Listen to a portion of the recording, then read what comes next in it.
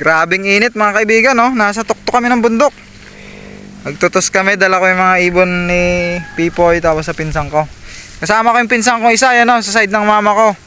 Yan yung nagmamayari ng 1,000 hektaryang dagat. Diba? Diba, Per? Yan yung nagmamayari ng 1,000 hektaryang dagat. Grabe, sobrang taas, na hirap yung smash natin. Kumano yun, kumakanyod siya, oh. Primera, babad. Ang ina-problema ko nito, Per, mamaya yung pag-uwi natin. Lakarin mo na lang mamaya kasi sobrang palusong, wala tayong preno. Paglamayan tayo, bahala ka. Ito mga kaibigan, no, puro bundok. Doon yung papunta sa amin. Tapos yan, no. Kita nyo yan, tapos may resort doon. Yun yung Milsar. Tapos pag naglalaro kami hanggang Okse, ang tataas ng bundok na yan. Dilibanin nila yan.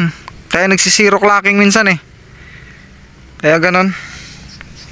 Oh, ganda dito. Dami pala mga bahay doon, oh.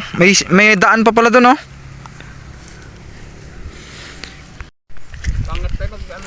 Ha? Ito yung mga ibon natin. Sa pinsan ko kay Inso, tapos kay Pipoy. Gusto. Solo toss daw to eh, sabi. Ay solo toss din naman tayo. Magtitiis tayo ng init. Mga kalating oras tayo magtitiis ng init dito. Pero okay lang yun, ganun talaga. Araw-araw sipag lang. Bali mga kaibigan,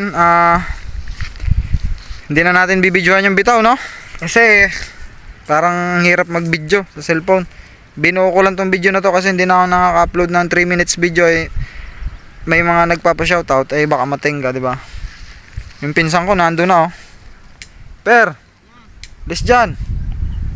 Diyan ka pa nagsigarilyo. Dito na, oh. Matuyo yung mga damo.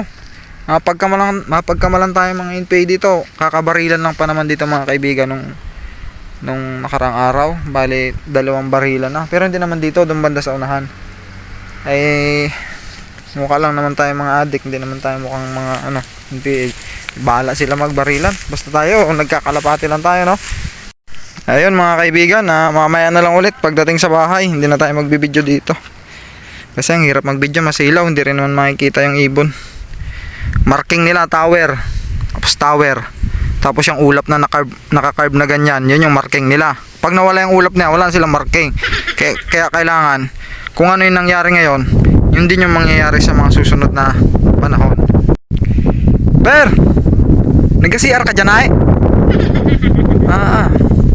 Namumuhay ka pa rin sa sinoon ng panahon, Tabunan mo ng lupa, Ayusin mo ang buhay mo.